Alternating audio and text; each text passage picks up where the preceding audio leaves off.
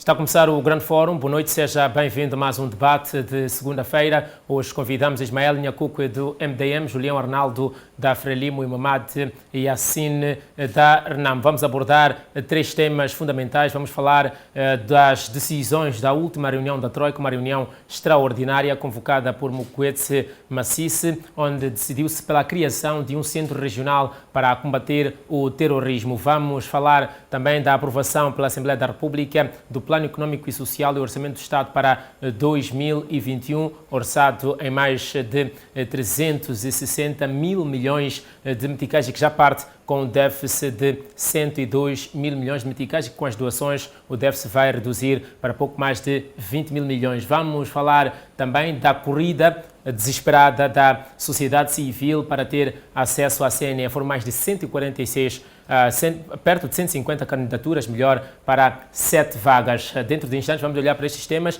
mas antes, como vocês já sabem, os nossos convidados têm o direito aqui de avançar primeiro o seu fato da semana. Começo consigo, Mamad Yassine. Qual é que é o tema que para si marcou os últimos 7 dias?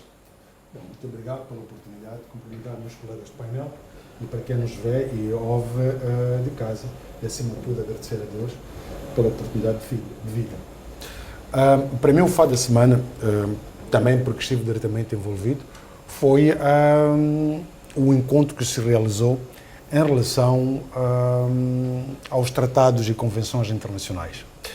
E que normalmente os tratados e convenções internacionais, depois de serem assinados pelo representante do governo, fora, neste caso nas Nações Unidas, devem ser ratificados por parte da Assembleia da República para que se tornem lei.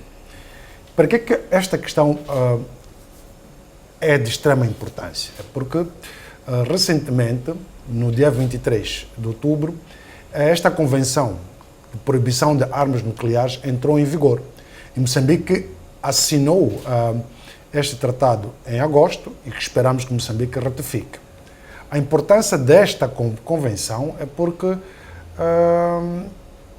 as armas nucleares são entendidas que países como Moçambique não precisam ratificar o tratado porque não produzem. Mas é preciso recordar que nós podemos servir de país que armazena armas nucleares, podemos servir de país de transição de armas nucleares, podemos servir de país intermediário no negócio de armas nucleares. Aí entendermos que é importante que Moçambique ratifique. Os deputados da Assembleia da República estiveram presentes, foram convidados e estiveram presentes para olhar para a dimensão da necessidade de ratificação deste tratado. Pela sua importância, e eu acho que para mim foi o fato da semana. Julião Arnaldo também tem um minuto para avançar o seu fato da semana. Bom, o meu fato da semana, aliás, boa noite colegas de painel, boa noite Milton, boa noite aos telespectadores que neste momento nos acompanham. Para mim, o meu fato de semana, a necessidade do país combater o fake news. Recentemente ouvimos o chefe de Estado a chamar a atenção à necessidade da imprensa e da sociedade no geral, a necessidade de fazer uma verificação de notícias que são difundidas em várias plataformas, incluindo as redes sociais. Aí, recentemente, à margem daquilo que vai ser nosso tema de debate, vimos um jornal sul-africano, o Del Maverick, a noticiar informações que, na sua totalidade, são falsos. E, infelizmente, a nossa imprensa e as redes sociais repartiram ou partilharam essas informações à velocidade de luz e sem fazer um exercício mínimo de verificação, sobretudo essa responsabilidade, endosso mais a classe jornalista, tem obrigação de fazer a verificação da veracidade das fontes e, acima de tudo, tendo presente as pessoas que são citadas no seu próprio país, que não foram capazes de incitar contactos com o governo, com o Ministério da Defesa, com a Presidência da República, com vista a encontrar a razoabilidade da notícia que era difundida a partir de um jornal sul-africano sobre um assunto que era suposto fosse um assunto que devia ser partilhado dentro de um fórum privilegiado, um fórum fechado, que, entretanto, por alguma razão, notícia paralela àquilo que foi tratado saiu da imprensa nacional. Daí que a crítica que foi feita pelo chefe do Estado no Conselho Coordenador do Ministério da Defesa não foi preciso muito tempo para se confirmar que efetivamente a nossa imprensa e alguma parte da sociedade moçambicana tem feito mal uso dos fake news. Pois. E isso pode, em algum momento, colocar em causa até o nosso patriotismo e a soberania nacional. Pois, Ismael Nhacuco também tem um minuto para avançar o fato da semana. Bom, obrigado também, primeiro, cumprimentar aos colegas do painel, assim, a todos os telespectadores e ouvintes, desejar uma ótima semana. Eu trazia aqui duas questões mesmo muito rápidas e uma está relacionada um pouco com o que o Arnaldo aqui apresentou, mas não é numa outra perspectiva. Portanto, a minha perspectiva é que o chefe de Estado não pode ir à televisão e discutir questões que eu penso que algumas até são de fórum judicial. Portanto, o chefe de Estado, enquanto chefe do Executivo, não pode intrometer-se nestas matérias. Por quê? Porque estas matérias ligadas à desinformação e publicação de artigos que não sejam verídicos, elas já têm enquadramento no novo Código Penal e, portanto, sendo um crime público, cabe à Procuradoria-Geral da República investigar e levar estas pessoas à responsabilidade, e não o chefe de Estado, e, sobretudo, num tom um pouco arrogante. Isto fragiliza aquilo que é o grande objetivo dos órgãos de informação. Isto mina a relação entre governo e estas entidades. Isto pode criar um mal-estar no seio dos mídias no geral, não é? Eu acho que não é muito bom. A outra questão, assim mesmo, muito rápida, eu queria falar aqui das futuras portagens que o país vai ter. Portanto, está a circular uma notícia de que Moçambique vai ter mais de 21 portagens até finais do próximo ano. E só em Maputo estamos a falar de 4 portagens só no Grande Maputo. Eu penso que isto é demasiado para uma população que já está extremamente fustigada com a questão do Covid, não há aumento de salário, portanto, a renda é extremamente baixa e a se acrescer estes custos. Penso que o Estado devia arranjar um meio termo no sentido de gerir melhor esta questão da manutenção das estradas. Ismael Nhacuco, muito obrigado por ter deixado também ficar aqui o seu fato da semana. Vamos avançar para o primeiro tema de debate. De forma extraordinária, reuniu a troika da SADC na sexta-feira passada. O assunto foi o terrorismo. A grande decisão que de lá saiu foi a criação do Centro Regional de Combate ao Terrorismo. Começo consigo, Mohamed Yassine. Como é que olha para essa decisão, tendo em conta o histórico da SADC de não ter muitas vezes fundos para sustentar as suas próprias criações? Aliás, nos 40 anos de existência da SADC, há muitos planos que não foram concretizados e a justificação que é apresentada pelos seus altos funcionários é mesmo aliada à falta de fundos. Bom, muito obrigado. Esta é uma questão interessante na medida, primeiro, em que joga com princípios fundamentais do ponto de vista internacional. Primeiro é porque a África, no seu contexto de conflitos internos, fala de conflitos resultantes da etnicidade, alguns resultados de conflitos intra- e interreligiosos, outros conflitos resultantes de processos políticos. A região da SADC, nos últimos 20 anos, foi e continua sendo a região da África mais calma. Pode não parecer, mas é, do ponto de vista do contexto africano. E daí não ser fácil nem necessário, até então, procurar um mecanismo ou um corpo de defesa que pudesse obrigar a região da SADC a avançar com o modelo que agora está a avançar. Mas há outro... Este centro não é necessário? Eu estou-me a referir nos últimos 20 anos. A nível do contexto africano, a região da SADC continua a ser a região mais calma do continente. E é, até agora, independentemente do que está a acontecer em Moçambique. Porque nunca enveredou para conflitos étnicos, nem conflitos nem interreligiosos, e muito menos conflitos abertos como resultado de questões políticas. Continua sendo mais calmo. Mas há outra questão aqui que é preciso, que tem a ver com a preparação da SADC vis-à-vis a conflitos do futuro, que são conflitos candentes. É que a SADC também não se preparou Por exemplo, para a questão do terrorismo, SADC não tem uma política, é a única zona do continente africano que não tem uma política específica para combate ao terrorismo. Estando, neste caso, a CEDEAO, que é a zona, e a zona do Maghreb, mais avançada em relação a este pressuposto. A segunda questão é que SADC não tem ainda desenhado uma política clara para a questão da imigração. Porque sempre se percebeu que a imigração em África ou na região da SADC era da SADC para as outras regiões e nunca no sentido contrário. E isto faz com que a SADC não tenha ainda uma posição clara do que é terrorismo. A SADC ainda entende que terrorismo significa invasão a um território. Mas não é exatamente isso. E existem questões que acontecem dentro da SADC que nunca foram consideradas como terrorismo. Por exemplo, o posicionamento do Zimbábue nas eleições que Roberto Mugabe perdeu com Tsvangirai era um posicionamento contrário a qualquer doutrina de estabilidade da SADC. Mas a SADC optou por tal diplomacia silenciosa. É um novo conceito, é bom, é aceito, mas para beneficiar quem estava no poder. Agora, eu não acho que será falta de recursos que poderá minar a existência deste corpo regional. Vai ser criado, mas vai, no meu entender, a dificuldade será na articulação. Porque até agora, SADC continua sem apresentar nenhuma definição exata do que é terrorismo. Daí não conseguir perceber, por parte da SADC, o que é que na verdade está a acontecer em Moçambique. Pois, Julião Arnaldo, como é que analisa esta decisão de criação do Centro Regional de Combate ao Terrorismo? Há de haver a necessidade de criar uma tropa específica, grupos de investigação, e coloco a mesma questão que fazia aqui o Mamadou Yassine, são questões que precisam de muito dinheiro e a região austral de África tem essa fama de não conseguir sustentar os seus próprios planos. Interessante a colocação.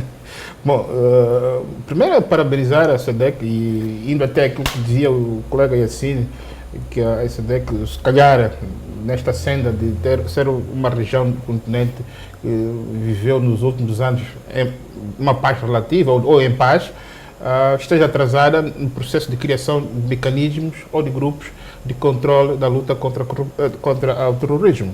Daí que, com a criação deste organismo, temos que parabenizar e, acima de tudo, quando há 12 Estados membros seus, neste momento estão a braço, 3 com a República Democrática do Congo, estão a braço com o fenômeno terrorista. Nessas regiões onde vai trabalhar mais o centro. Daí que, a ter criado este organismo, acredito que dentro daquilo que são mecanismos de cooperação interna, da cotização interna, aliado até a cooperação internacional com outros blocos internacionais, mecanismos hão de existir para que a questão da formação de força conjunta, de mecanismos conjuntos, com vista a reforçar e a criar condições para responder de forma antecipada aos problemas de terrorismo, sejam presentes. Vale a pena chamar a atenção que nós, a nível da região da SADC, temos 2 ou 3 países com uma capacidade individual, de forma unilateral, que pode contribuir substancialmente para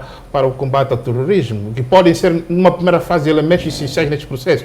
Refiro-me a Botsuana, a Angola e uma parte do Zimbábue e do Malawi, que tem exército, e África do Sul, que tem exército e condições materiais e logísticas que podem, numa primeira fase, preencher o vazio dos demais membros e que, a posteriori, e à medida que o tempo for passando, possam encaixar e compor toda a região. Com a criação deste centro, aconselha-se aquilo que o governo moçambicano tem estado a recusar a entrada de tropas estrangeiras em Cabo Delgado?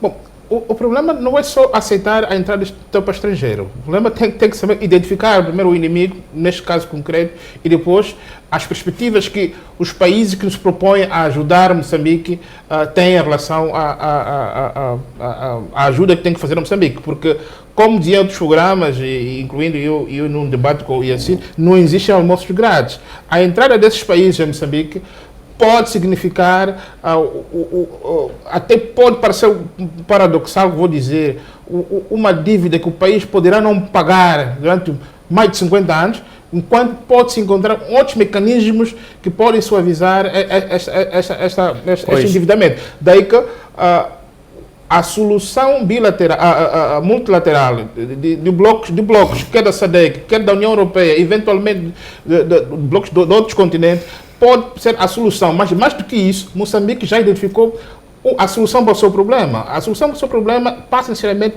pela formação, pelo aspecto logístico e, acima de tudo, pela coordenação interestadual, no sentido de troca de informações sensíveis e, acima de tudo, aquilo que se diz na gíria castrense, a questão do controle aéreo e espacial, com vista a mitigar os focos de entrada e de financiamento do terrorismo. Pois. É preciso chamar a atenção que o terrorismo não se combate apenas com as armas. O terrorismo tem que se combater, acima de tudo, pela via da inteligência, e a inteligência muitas das vezes não precisa ter o exército ancorado no seu país. O essencial, Ismael Nhacuco, foi assim: o Centro Regional de Combate ao Terrorismo vai ter os condimentos que poderá oferecer, entretanto, depende de Moçambique para atuar no Estado, em território nacional. Como é que olha para a criação deste centro, tendo em conta aquilo que tem estado a ser constatado, pelo menos a nível das intervenções das nossas forças, os representantes das nossas forças de defesa,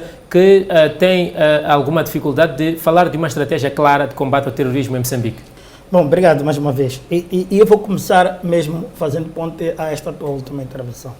Eu acho que até aqui o grande problema é, de facto, nós ainda não identificarmos qual é a estratégia que se vai usar para combater o terrorismo. Nós o que estamos a fazer é, de forma ad hoc, ir em alguns focos de resistência, ir tentando combater e tentando recuperar posição no teatro de operações. E é uma grande falta de alinhamento, portanto, do ponto de vista de informação. Não há uma estratégia exata do que é que efetivamente está a acontecer no teatro de operações. E aí é que também começam a surgir algumas informações que algumas podem ser verdadeiras e outras não. E isso é preciso que nós, enquanto Estado, consigamos, através da contra-inteligência, perceber e tirar aquilo que é positivo e o que é negativo. Há uma questão que eu acho que é extremamente importante. Estas organizações internacionais, e um pouco daquilo que o Yacine disse bem, estas organizações internacionais, sobretudo a SADC, tem se mostrado nos últimos 15, 20 anos como uma organização meramente cosmética. A SADC, efetivamente, em termos concretos, de políticas claras, quer de defesa, quer de economia, quer até de gestão fronteiriça, etc., não apresentou até hoje nada concreto. Por quê? Porque, na verdade, a SADC é a África do Sul, mas o resto. E enquanto continuar assim, e nós, como Moçambique, enquanto não nos posicionarmos em relação à SADC vai continuar sendo uma instituição meramente cosmética. E a criação desta instituição não vai passar disso. Repare, o Julião esteve aqui a falar do Malawi. Que forças armadas o Malawi tem? Qual é a capacidade militar estruturada, em termos logísticos, que o Malawi tem? O Malawi, se tivesse esta capacidade, estrategicamente, por estar próximo do local, seria muito mais importante até do que ir à África do Sul. Há outra questão que eu acho que é importante, que nós temos que ter atenção. Há um discurso completamente controverso entre aquilo que o Estado diz e aquilo que o Estado faz. O Estado diz que não quer a intervenção, entre aspas, mas o Estado pagou mercenários sul-africanos, foi buscar russos, foi buscar... Portanto, este tipo de falta de visão é que mina o processo.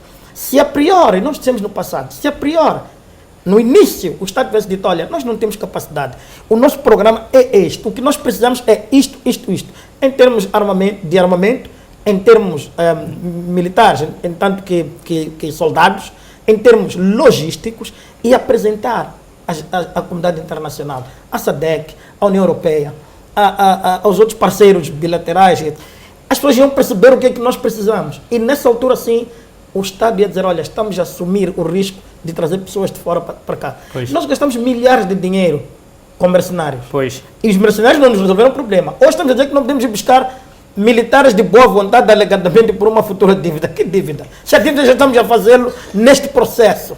Pronto, não podemos estar constantemente a pôr o sol a peneira tapar o sol. Não é possível. Pois, Ismael Nhacuco, nós temos um problema concreto e precisamos de soluções concretas e imediatas. Exatamente. Penso que ficou essencial.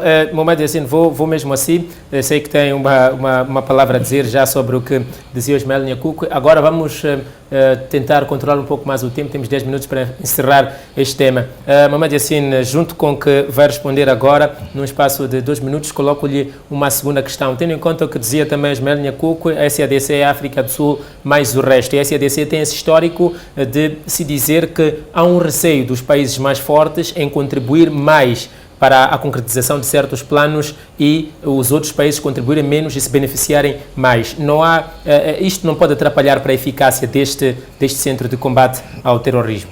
Eu penso que não. Penso que não, porque vamos buscar primeiro, ligando com o que o Nhacuco dizia. É a própria gênese da criação da SADC. O que é a SADC? SADC é essa ADCC, não é? O objetivo da criação da SADC foi sempre é o objetivo de viabilização dos corredores comerciais. E tinha como pano de fundo a defesa da soberania da África do Sul enquanto Estado de apartheid. Pois. Então, Samora Machel, na altura, advogava isso, colocou mas por baixo era exatamente isso, a libertação da África do Sul.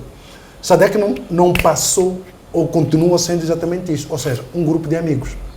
Por isso que as decisões, se for recordar, SADC é da parte continental que não permite que, a nível da SADC, tenha uma participação da sociedade civil.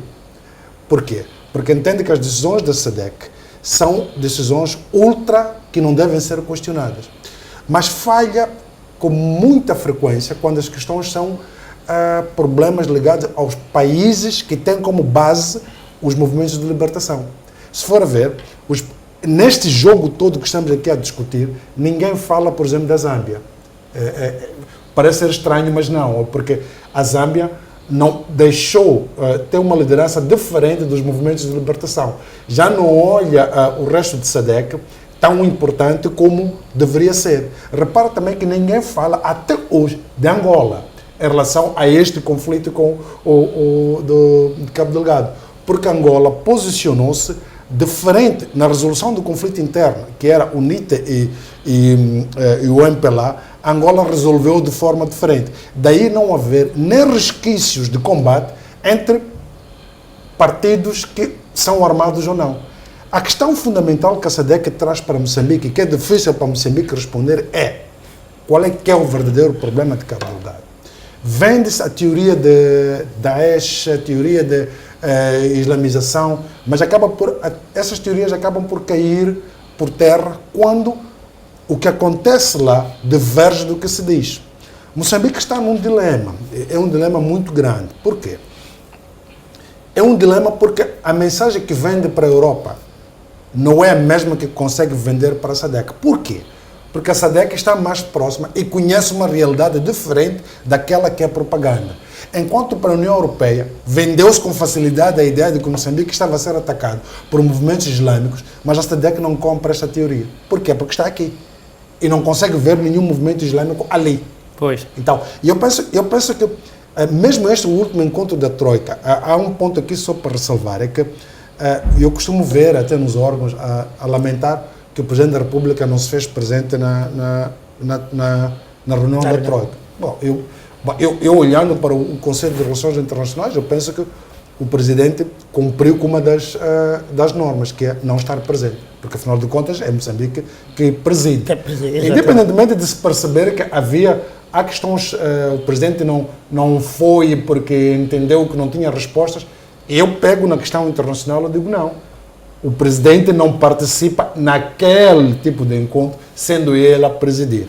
Esta é a normativa. Pois. Agora, bom, pode-se usar o que quiser. Eu só estou pegando na regra internacional. Pois, ficou aqui o essencial. Julião Arnaldo, o seu posicionamento quanto à entrega que pode haver aqui dos países da SADC àqueles que são mais fortes e podem ter algum receio de trabalhar muito em benefício maior dos outros que não oferecem, se calhar, muitas vantagens. Eu não sei até que ponto esta afirmação pode ser verdadeira, porque a história recente do continente africano e da SADC mostra o contrário.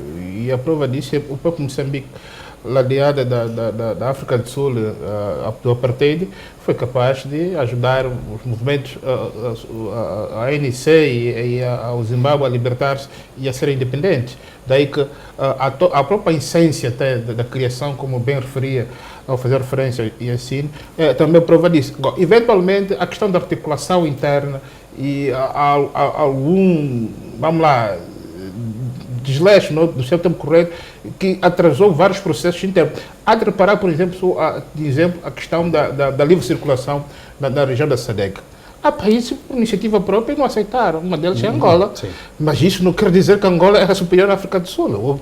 Mas agora acabou aceitando de forma bilateral com Moçambique, com a África do Sul, e que no final do dia vai acabar aceitando todos os países da SADC. É uma questão mesmo de falta de uma estratégia comum em termos de perspectiva. E do ponto de vista de expectativa, este centro vai ser montado primariamente para trabalhar em 3 pontos e até inícios ou primeiro trimestre ou semestre de 2021. Nós devemos esperar respostas rápidas sobre a situação do terrorismo em Cabo Delgado destes centros, ou devemos segurar um pouco os ânimos para permitir esta articulação que corre risco de falhar de acordo com algumas narrativas, como esteve a falar da situação de Angola, do livre trânsito? Bom, se tiver reparado, neste momento Moçambique não está só dependente da intervenção da SADC.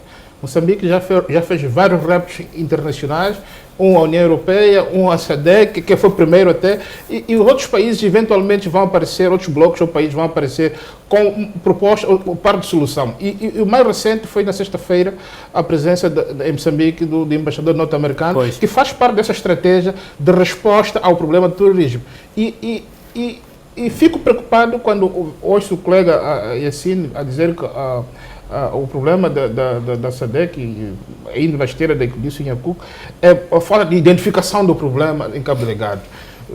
Eu não sei até que ponto dizermos que estamos a ser agredidos e há um terrorismo contra o povo moçambicano não é identificação do problema. Eu não me recordo, uma única vez, que o Estado moçambicano ou o representante do governo de Moçambique tenha dito que o problema de Cabo Delgado é um problema interreligioso.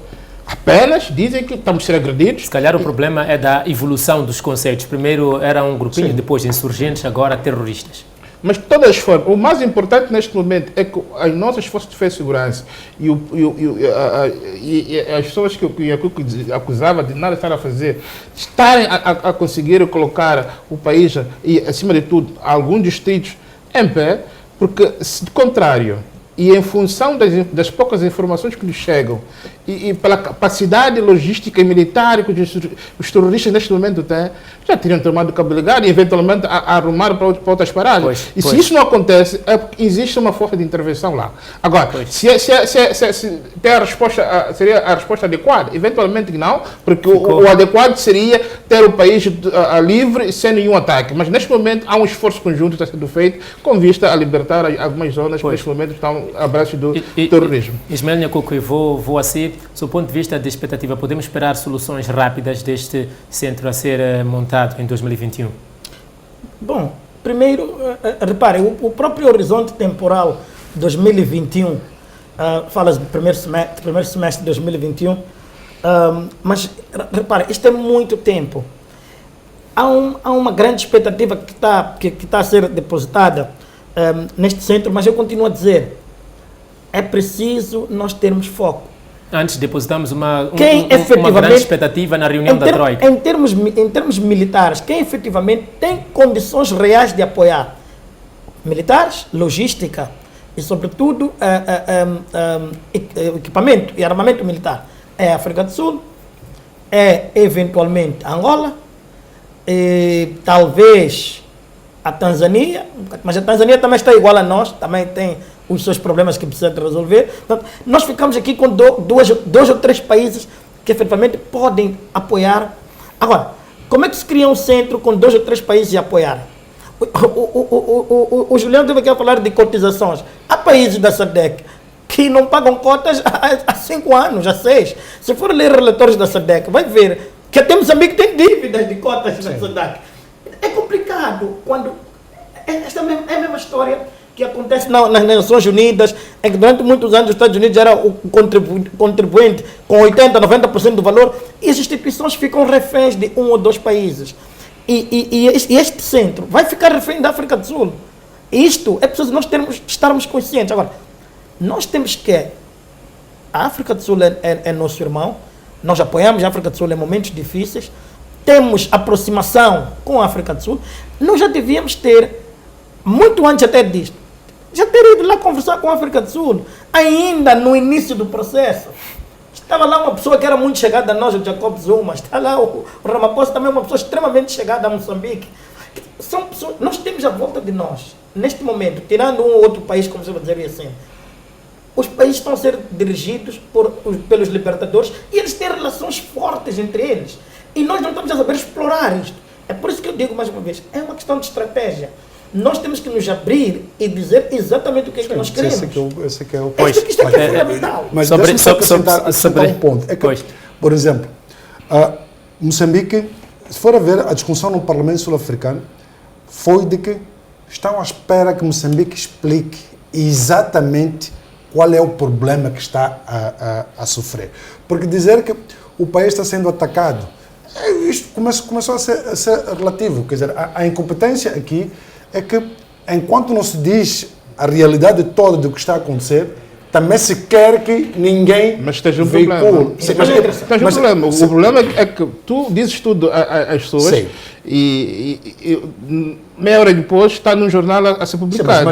Qual é a garantia que tu tens em relação a isso? Mas é que Moçambique está a ir pedir a estas pessoas que lhe ajudem. Uma coisa eu vou lhe dizer certo, é que a África do Sul não irá... Assim, como vocês pensam. Moçambique, a África do Sul não tem como ajudar militarmente Moçambique. Nem tem experiência por isso. Porque questões tão claras como isso. É que o combate ao terrorismo não se faz com uma guerra convencional. Primeiro, e SADC, por isso que eu dizia que nos últimos 20 anos, SADC continuava a zona mais apaziguada. SADC nem consegue conter uma manifestação de grande escala como acontece na África do Sul. Por isso que, se for a ver, a África do Sul, quando tem uma manifestação de xenofobia, não envolve o exército. Envolve mecanismos de negociação social. Há uma questão que diferente daquilo que acontece aqui em Moçambique. Há uma questão que eu quero... mandam o exército para a rua. Então, é preciso perceber qual é o mecanismo de resolução. Deixa-me só terminar aqui um ponto, que é o seguinte. É que, por que Angola não está a ver este assunto como importante para Angola? Quer dizer, nós devemos nos questionar, porque afinal de contas, o atual presidente de Angola e o atual presidente de Moçambique já foram ambos ministros da defesa, tinham sempre uma boa relação. Mas aqui tem a ver com a soberania dos Estados. Moçambique está a vender para os outros países uma informação que os outros Estados, quando vão ao seu Parlamento, isto tem muito a ver com a liberdade e separação de poder. Enquanto que o presidente Ramaphosa pode querer, o Parlamento quer explicação. Porque quem autoriza os militares a saírem das casernas para a zona de combate é o Parlamento.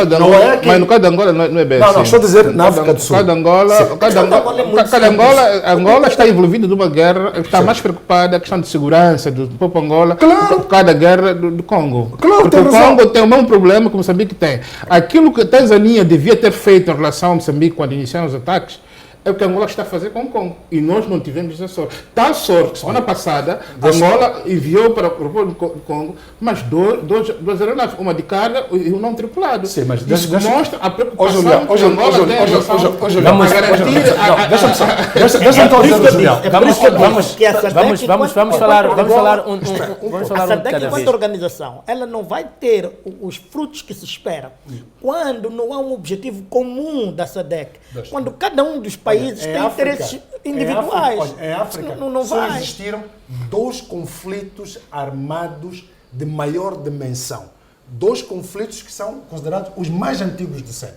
Um é o conflito do Congo, que está acima de 39 anos, e o outro era o conflito do Sudão. O Sudão resolveu-se, o do Congo continua. O que significa que Angola hoje, quando tenta avançar para a questão do Congo, tem a ver com a proteção da região de Cabinda. Claro.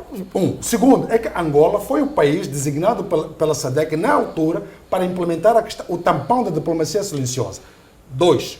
Terceiro, é que Angola é o único país da região que tem suas forças não só no Congo e tem as suas forças também na questão da Guiné-Bissau. Então, não é hoje que Angola vai virar para Moçambique ou não vai deixar de olhar para Moçambique por causa da questão do Congo.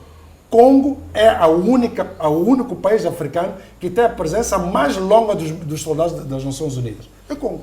Pois, Ismael Nhacuco, vou começar consigo. Quero que os três respondam em 30 segundos uma pergunta que temos aqui. Esta pressão que há, sob o ponto de vinda de Portugal, para uma resposta mais forte, segundo Paulo Rangel, o deputado que mais fala de Moçambique, que fala muito de presença militar, e esta aproximação que há agora dos Estados Unidos da América. Tivemos um encontro recente, como citava aqui o Yassine, com um enviado contra terrorismo, Nathan Sales, o enviado norte-americano para Moçambique. 30 segundos para fazermos estas duas avaliações do ponto de vista de aproximação da Europa e dos Estados Unidos da América.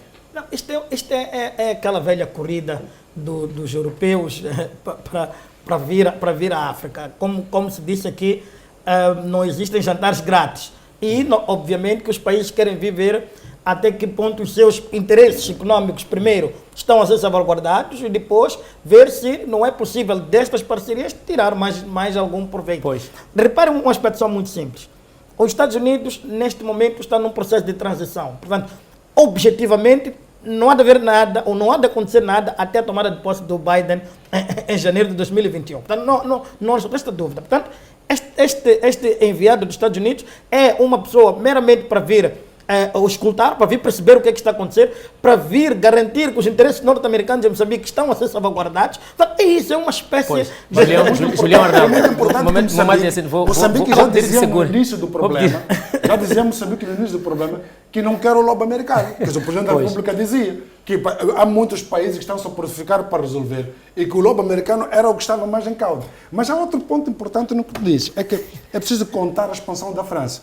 Enquanto que a França, através da Total, que é a empresa que está a investir lá, tenta avançar com fardamento, alimentação e tal para os militares, automaticamente sendo ela até a pagar os subsídios extras logísticas, dos militares. etc. Nunca vi igual, mas estou a ver aqui no país. Isto a ter que acontecer, há uma lealdade de Estado para uma empresa, não é para um país. Mas é preciso também dizer que a França sempre responsabilizou-se, ela como Estado, para as grandes empresas, nos grandes negócios. Exatamente. E podemos ver isso com a questão da Imatum. Enquanto foi-se para Imatum para tratar dos barcos, esteve lá o ministro francês. Penso que ficou essencial. Julião Arnaldo, 30 segundos só antes do nosso intervalo. Eu alinho com a ideia de Nhacuco em relação a Portugal, que é uma janela de oportunidade, não só Portugal, há muitos países, e há informações concretas, há mais de 16 pedidos de países e organizações para vir ajudar Moçambique. Como disse no início, isso não é grátis e tem o seu custo, mas caberá Moçambique encontrar uma melhor estratégia. E a minha estratégia já foi definida, é aquela que Moçambique enviou na carta à União Europeia.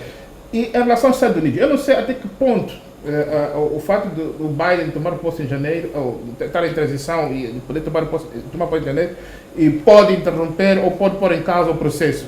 Até que acontecer isso, será pelo próprio timing, porque tendo em conta, já estamos em dezembro, janeiro temos um novo presidente, eventualmente esse período não vai ser suficiente para termos, porque um chefe de Estado americano, ainda que o novo eleito, mantém os poderes perante até a tomada do novo chefe de Estado. Não, atenção. Nós voltamos dentro de instantes. Até já.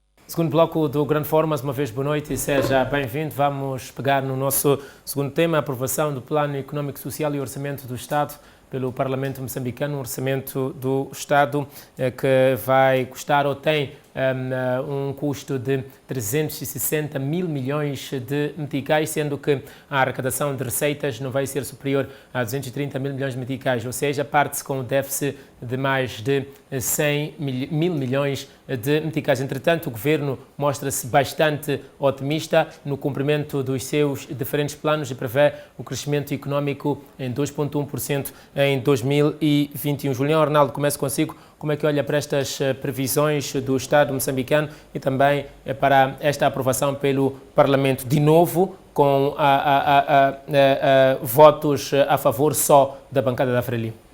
Bom, felizmente, o Estado moçambicano conta nos últimos 45 anos desde a independência com a Frelimo. A Frelimo que trouxe a independência, a Frelimo que é a construtora e a vanguarda do Estado moçambicano, e a Frelimo que garantiu a aprovação dos orçamentos desde 94 até a data hoje. Porque se dependesse da oposição que nós temos, e em particular a mais antiga, que é a RENAM, não teríamos orçamento e eventualmente o país seria ingovernável, como era a pretensão da RENAM.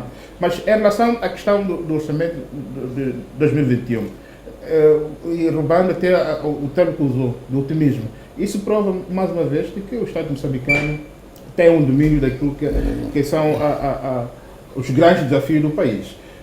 Um país que vem num ano atípico, que é 2020, dominada pela pandemia da Covid-19, em que as perspectivas macroeconômicas do Estado moçambicano e de todo o mundo decresceram, ainda assim há uma perspectiva de crescimento para 2021, o que altera ou que é diferente daquilo que vai acontecer em muitos estados, incluindo até economias muito aceleradas. E o governo moçambicano está a ser aqui, vamos dizer, modesto nas suas análises. A Fitch disse que o crescimento podia atingir 3,6%.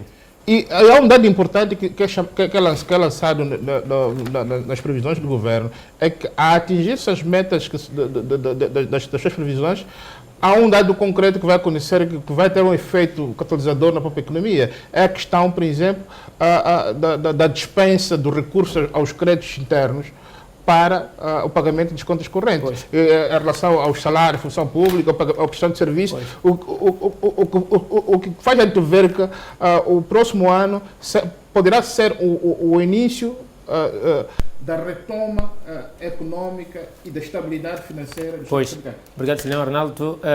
Ismael Nhacuco, vou assim. Como é que olha para este otimismo do governo? Temos o problema da reconstrução provocada, aliás, da reconstrução dos danos provocados pelos ciclones Kenneth e Idai, que são elencados. Temos a questão da Covid-19. Ainda não há certeza se a vacina vem ou não, apesar de o Ministro da Saúde ter dito que podem vir algumas vacinas em 6 milhões para a vacinação de parte da população moçambicana, sendo que é preciso identificar as faixas mais vulneráveis, e estas vacinas vão determinar a recuperação econômica de todos os países do mundo no próximo ano. Bom, primeiro deixa-me só dizer aqui uma coisa que eu acho que é importante. Sempre que estou num debate, eu ouço a velha história.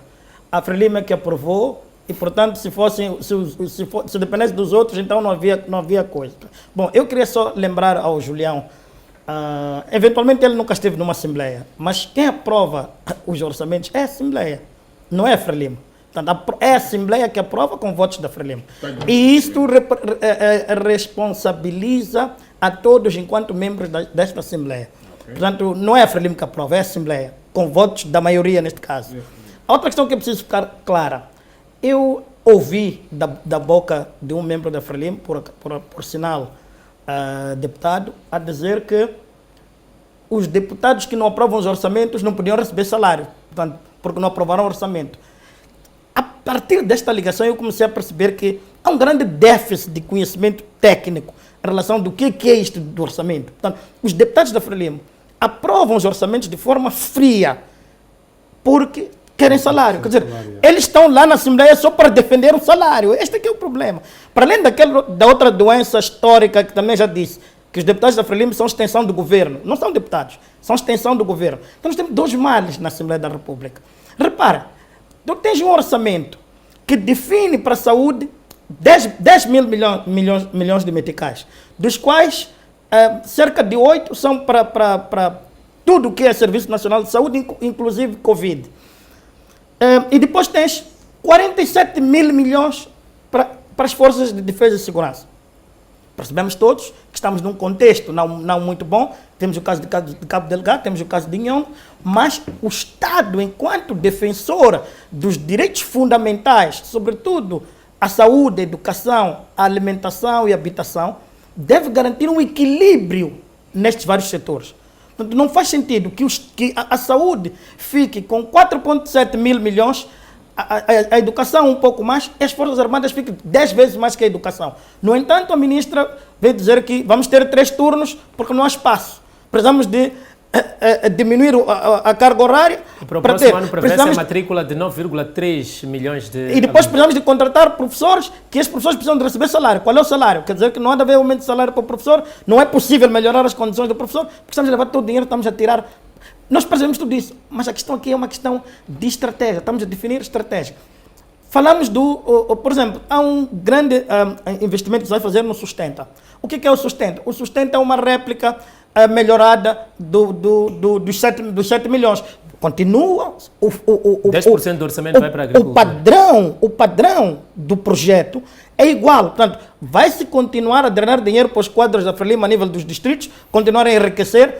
E repare, aonde é que está a infraestrutura? Eu estive a ver, por exemplo, em termos de infraestrutura não existe, mas nós precisamos de estradas. Em Gurue, em Lugela, Zambésia está completamente arrebentada. Não vi uma única linha dizer que, olha, vamos fazer uma estrada que ligue Mucuba até, por exemplo, Gurue, em condições, até ao Gelé e até ao Tomoloco. Não existe. E a pergunta é, você tem lá o sustento e depois como é que se escoa os produtos? Eu acho que nós estamos a bater na tecla errada constantemente. Nós devíamos ter assumido que este ano é um ano em que o nosso combate é o conflito em Cabo Delgado, o próximo ano, e o Covid. E dizer às pessoas claramente que é só isto. Porque, repare, eu quero só trazer... Eu trabalho com dados, eu não gosto de discutir politiquice. O Estado tem 23% do orçamento para o investimento. O que isto significa?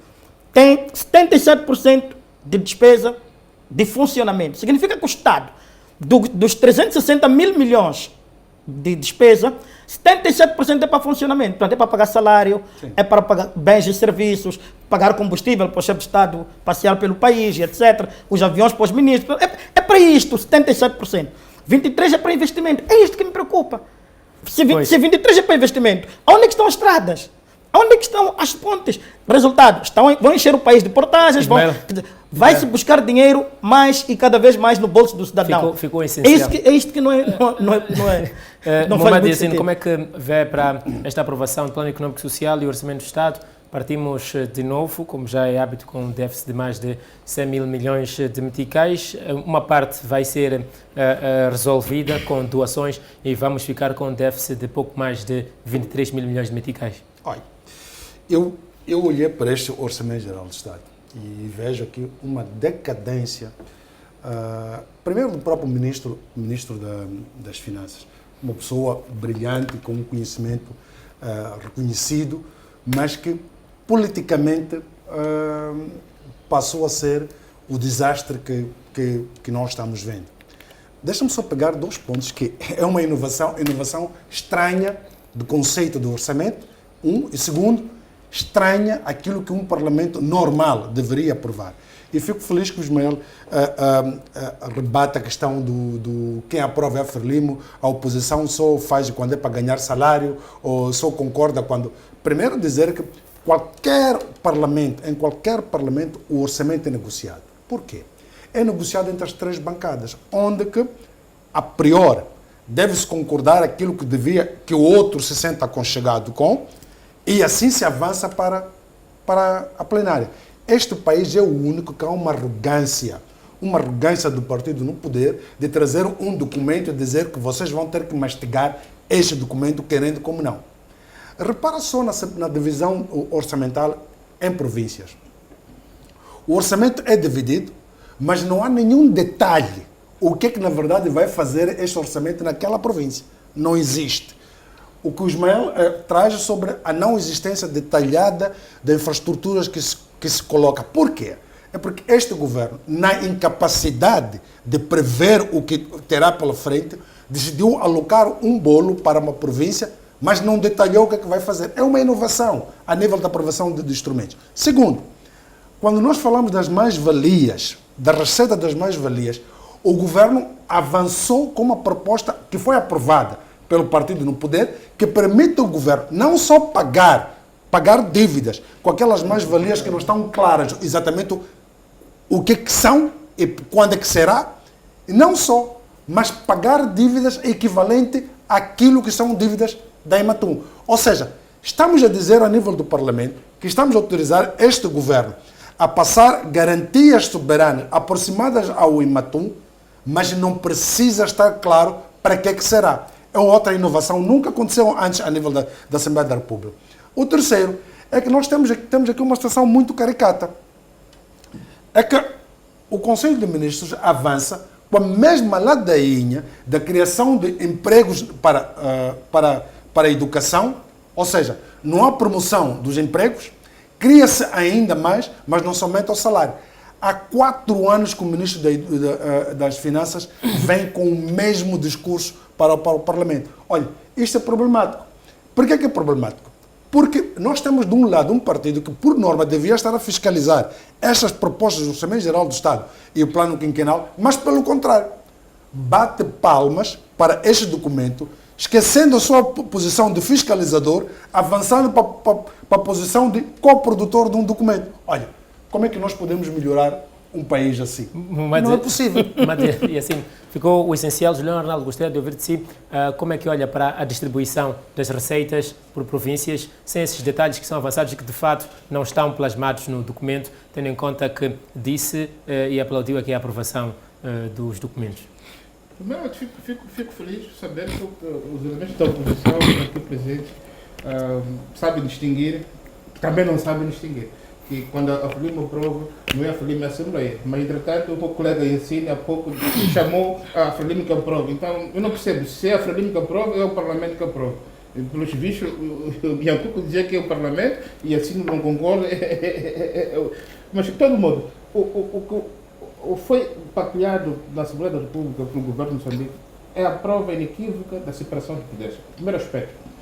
Permitir que o documento aprovado em sede do Conselho de Ministros seja levado aos deputados, que os deputados se apropriem desse instrumento, que melhorem os aspectos que forem necessários, mas não significa necessariamente que o governo tenha que dançar a música do partido X ou Y. Nos aspectos concordantes, penso que não há problema, a bancada Frelimo ou o governo anuiu, e nos aspectos que não se concordar, a menos que o partido do Frelimo, que é o partido que suporta o governo, não tivesse o número suficiente para fazer passar o documento, aí sim, concordaria com isso, aí tinha que se negociar com a oposição, com o partido que estiver na oposição, para poder passar. Caso contrário, o aspecto central é o documento deve ser debatido. E o que me preocupa a mim é que os deputados da Assembleia da República e da oposição em particular têm problema na interpretação dos instrumentos que estão dados para a lei. Esse que é o maior problema. Julião Arnaldo, ficou essencial. Por que sempre é os deputados da oposição que têm problema na interpretação? Veja só uma coisa. Pela primeira vez na história do orçamento, está dito neste documento que pode-se mover o orçamento de um ministério que não tenha gasto na totalidade para o outro. Eu não sei se é inovação isso. Não, mas é inovação. Vou te explicar porquê. Porque isso dificulta o processo de fiscalização. Mas como é que o Ministério... Olha, não há mecanismo de controle? Eu disse eu disse que o grande problema do nosso amigo aqui, de Julião Arnaldo, é que ele nunca esteve numa instituição como esta. Ele nunca esteve em nenhuma Assembleia. E isto dificulta-lhe a percepção de como é que funciona. Os que entendem o funcionamento da Assembleia da República Municipal são pessoas que estão dos órgãos. Julião, há uma lei, ok, do SISTAF que prevê, e lá tem um subsetor ou subcomando, sim, que é ligado ao orçamento, e lá define claramente como é que o orçamento deve ser apresentado. Quais são os mapas que devem conter o orçamento, com os respectivos detalhes. E não apareceram? Agora, o grande problema que nós temos aqui em Moçambique é que isto é um problema antigo. Quando se aprova a lei do orçamento, o grande problema é quando se aprova a lei do orçamento. A lei do orçamento diz assim, por exemplo, artigo Y, o governo está autorizado a emitir garantias soberanas até o limite de X, ponto final. Para quê? Ninguém sabe. Para onde? Ninguém sabe. Quer dizer, isto não se faz em nenhuma parte do mundo. É por isso o Estado tem que dizer, o Estado tem que dizer o que pretende fazer nos próximos anos. Pretende fazer isto. Pronto. Para viabilizar aquela empresa que é estratégica para o setor público, nós vamos precisar de emitir X garantias. e vai lá dizer, vamos emitir garantias para Proíndico, para MAME, para Ematum. Vai ser aprovado um documento, os deputados conscientes de que vão viabilizar uma empresa XYZ. Estimados convidados, há muito que falar sobre o Orçamento do Estado. Não nos sobra tempo também para falar de outro tema que era proposto aqui, que é esta corrida da sociedade civil por lugares na Comissão Nacional de Eleições. Temos mesmo de finalizar o programa. O Grande Fórum volta daqui a 7 dias. Até a próxima.